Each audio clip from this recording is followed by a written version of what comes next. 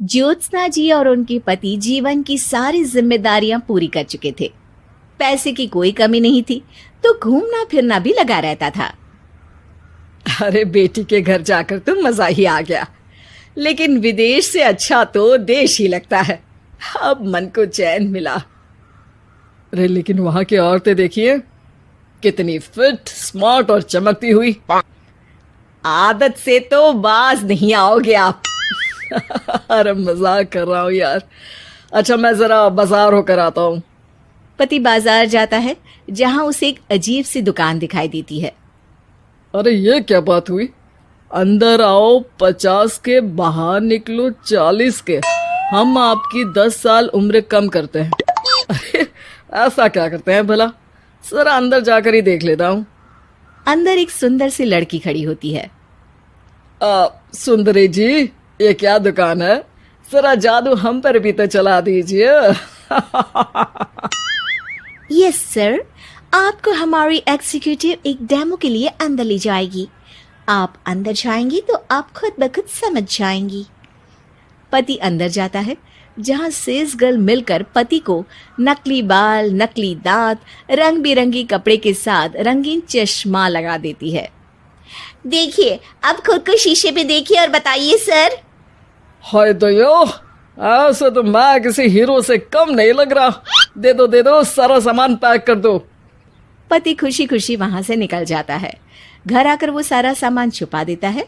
फिर अगली शाम, सुनो मैं वॉक पर जा रहा हूँ। इस वक्त? अरे नाती पोतों को वीडियो कॉल करके बात तो कर लो। अब हाँ, आकर करता हूँ ना, पक्का पक्का। पति बाहर जाकर सारा मेकअप करता है और मार्केट में घूमता है, जहां उसे एक स्मार्ट सी महिला दिखती है। क्या आपको मुझसे कोई काम है? नहीं नहीं, आप तो बहुत हैंडसम हैं। थैंक्स। वैसे आप भी कम नहीं है। वैसे क्या उम्र होगी आपकी? लगता कितने का हूँ? 40 के तो पूरे लगते हैं। अब क्या था, 50 साल के पति को कोई 40 का बोल दी तो। वैसे तो कम का हूँ, लेकिन टेंशन के कारण थोड़ा उम्र में बड़ा देखने लगा हूँ। ओह सच्ची? आप 40 के पूरे नहीं हो? अरे छोड़िए ना, चलिए मैं आपको कॉफी पिलाता हूँ। यहाँ की कॉफी काफी शानदार होती है। दोनों में दोस्ती हो जाती है और फिर चल पड़ता है सिलसिला रोज रोज के घूमने फिरने और मजे करने का। अब सारा दिन पतिदेव फोन पर। अरे नाश्ता तो कर लीजिए, क्या सारा दिन फोन पर लगे रहते हैं? अरे यार, जरूरी काम कर रहा हूं मैं। रिटायर हो, पेंशन मिलती है, कोई काम नहीं है, फिर कौन सा जरूरी काम आन पड़ा आजकल? अरे एक प्रोजेक्ट के सोशल नेटवर्किंग का काम है, उसी पर काम कर रहा हूँ। ठीक है, चलो अब नाश्ता कर लो, देर हो रही है। पति अपना नकली सारा सामान बिस्तर के पास छुपा कर सोता, सुबह चुपके से पहनकर बाहर जाता और घर आने पर उतार देता। एक दिन पड़ोसन कहती है, अरे ज्योत्सना बहन, तुम लोगों के घर कोई हैंडसम सा आदमी रहने आया है क्या? अरे कहाँ यार, मैं और ये दो ही तो लोग हैं घर में। हैंडसम सी शक्ल देखे तो मुझे भी जमाना हो गया है। अरे पता नहीं, वो जाता तो तुम्हारे ही घर में है, क्या पता कौन होगा। अरे तुम्हारी उम्र हो रही है ना, और भाई साहब को भी गए 5 साल हो गए, शायद इसीलिए अब सारे हैंडसम नजर आ रहे होंगे। पड़ोसन भी ज्योत्सना की बात पर मुस्कुराकर वहां से चली जाती है। एक दिन, अरे सुनो जी, बहू बेटा और पोता आ रहे हैं, कुछ दिनों के लिए वो हमारे साथ ही रहेंगे। अरे शिट यार, ये क्या है? बेटे ने तो कर ली शादी, अब क्या करने आ रहा है यहाँ पर? अरे कैसे बात कर रहे हो जी, इस उम्र में तो माता पिता तरसते हैं कि बच्चे आकर साथ रहे, लेकिन आप है कि। अरे ठीक है ना, लेकिन अब देखो सभी व्यस्त हैं अपनी जिंदगी में। ये लोग आएंगे रहेंगे, कितनी डिस्टर्ब हो जाएगी लाइफ। कैसी बात कर रहे हो? अरे जैसे बहुत हैपनिंग है ना तुम्हारी लाइफ, तो जो बच्चों के आने से डिस्टर्ब हो जाएगी। अरे दिन काटने मुश्किल होते हैं, बच्चे आ जाएंगे तो थोड़ा दिन रात पता तो चलेगा। ओफो, ठीक है, लेकिन बोल देना कि ना कोई मेरे कमरे में आए, ना मेरी लाइफ पे दखल दे कि मैं कहाँ जा रहा हूँ, क्या कर रहा हूँ, समझी? खैर, वो दिन भी आ जाता है जब बहू, बेटा और पोता उन लोगों के घर आते हैं। एक दिन, माँ जी, आज मेड नहीं आई है तो मैं आप लोगों के कमरे में झाड़ू लगा देती हूँ। अरे नहीं बहू, वो तेरे पापा को ना पसंद नहीं है कि कोई उनके कमरे में जाए। तू छोड़ ना, मैं खुद ही लगा दूंगी। सास को समझ में नहीं आता कि आखिर उसके पति ने किसी को कमरे में जाने से मना क्यों कर रखा है। खैर, वो साफ सफाई करके बाहर निकल आती है, लेकिन कहते हैं ना, बच्चा तो अबोध होता है, उसे किसी बात का क्या पता।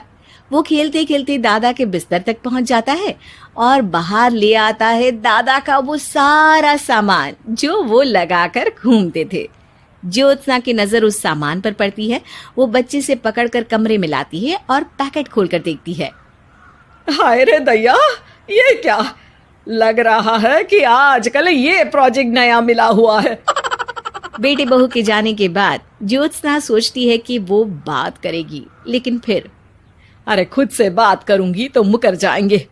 पता लगाना होगा कि माजरा क्या है। कुछ दिनों बाद, अरे यार, ये बच्चे लोगों के आने से लाइफ ना बड़ी डिस्टर्ब सी रही। मैं कुछ देर के लिए वॉक पर जा रहा हूँ, आराम से आऊँगा 2-4 घंटों के बाद, ठीक है? मैं क्या सोच रही हूँ कि मैं भी आपके साथ चलती हूँ। अरे थोड़ा रिलैक्स मैं भी तो हो जाऊं। हाँ, पड़ोस वाली बुढ़िया के साथ नीचे पार्क में जाकर वॉक करके आ जाओ। अच्छा जी, तुम कार से लॉन्ग ड्राइव के मजे लो और मैं पड़ोस की बुढ़िया के साथ। पति नहीं मानता और अपना पैकेट और कार लेकर निकल जाता है। रास्ते से वो उस महिला मित्र को फोन करता है। हाय ब्यूटीफुल, मैं कुछ दिनों के लिए आउट ऑफ कंट्री था, आज आ गया तो सोचा तुमसे मिल लूं। हाँ, क्यों नहीं, क्लब में आ जाओ। पति क्लब में पहुंचता है, सारा नकली सामान चिपका भी लेता है, लेकिन उसे पता नहीं होता कि ज्योत्सना ने सबका गोंद निकाल दिया है। ओ बेबी, मैंने आपको बहुत मिस किया। मैंने भी। लेकिन वो जैसे ही हंसता है, उसके नकली बाल गिरकर हाथ में आ जाते हैं, जिससे उसका सर गंजा दिखता है। ओ ये क्या? तभी उसका दांत भी हाथ में आ जाता है और ज्योत्सना के पति का सारा बुढ़ापा उसकी दोस्त के सामने आ जाता है। हे भगवान, अंकल जी, कौन है आप? क्या ऐसी बात कर रही हो अंकल? मैं तो तुम्हारा दोस्त हूँ। अरे पर हो तो अंकल ही ना। नकली दांत, नकली बाल और क्या क्या नकली है। पति को गुस्सा आ जाता है। वो महिला के बाल पकड़कर खींचता है, जिसके बाद उसका बाल भी उसके हाथ में आ जाता है और महिला के सारे पके बाल सामने आ जाते हैं। ओह, तो तुम भी उसी दुकान से हो? जाओ 50 की निकलो 40 के। हाँ, बढ़िया आई मुझे अंकल कहने वाली। लेकिन ये समझ में नहीं आ रहा कि मेरे बाल और दांत बाहर कैसे आ गए। तभी वहां ज्योत्सना आ जाती है। जी, मेरी वजह से। चलिए इन आंटी जी को नमस्ते कहिए, फिर घर चलते हैं और वहां मैं बनाऊंगी आपको 40 का। नहीं मिलेगी ऐसी सास बहू। दिल्ली के एक इलाके में एक महिला अपने बेटे और बहू के साथ रहती थी। अरे बहू, देख तो जरा, कौन इतना दरवाजा पीट रहा है? अरे किसे क्या हो गया है? लगातार दरवाजा धड़ाधड़ पीटता जा रहा है।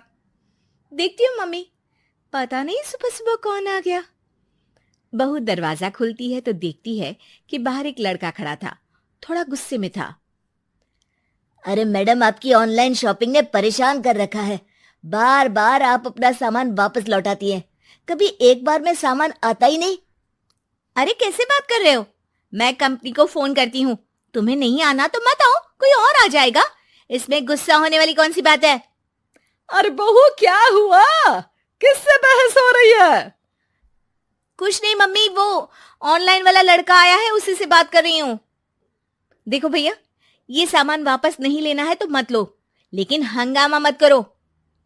अरे कोई बात नहीं, लाओ आप पैकेट, मेरा तो ये काम ही है, बस थोड़ा गुस्सा आ गया था। बहू अंदर जाती है और पैकेट लेकर बाहर आती है, लेकिन तब तक लड़का वापस जा चुका था। बहू को समझ में नहीं आया कि हुआ क्या। वो अंदर जाती है तो किचन में काम में लग जाती है। अरे बहू, तुम्हें ऑफिस नहीं जाना क्या? कितनी देर हो गई? किचन से आवाज आती है। जाना है, लेकिन इनका नाश्ता तो बना दूं। अरे उनकी चिंता मत करो, तुम अपना नाश्ता लेकर जाओ, मैं बना दूंगी नाश्ता। अरे तेरा ऑफिस भी तो जरूरी है ना, कितना काम करेगी। ठीक है मम्मी, जाती हूँ, रात का खाना साथ में खाएंगे। इसके बाद सास ने दरवाजा बंद कर लिया। शाम को डोरबेल बजी। सास को लगा कि बहू ऑफिस से लौट आई है, लेकिन दरवाजा खोलते ही सामने एक पुलिस वाला है। राहुल यानी कि उसके बेटे ने उससे पूछा, कौन है माँ? अरे पुलिस आई है बेटा, तुम्हारे बारे में पूछ रहे हैं। अच्छा, अभी आया माँ। आप ही राहुल है? हाँ जी, मैं ही राहुल हूँ। आपकी पत्नी का नाम विनीता है? हाँ जी, लेकिन आप ये सब क्यों पूछ रहे हैं? और कहाँ है मेरी वाइफ? देखिए, परेशान मत होइए, आपको मेरे साथ चलना होगा, मैं आपको रास्ते में पूरी बात बताता हूँ।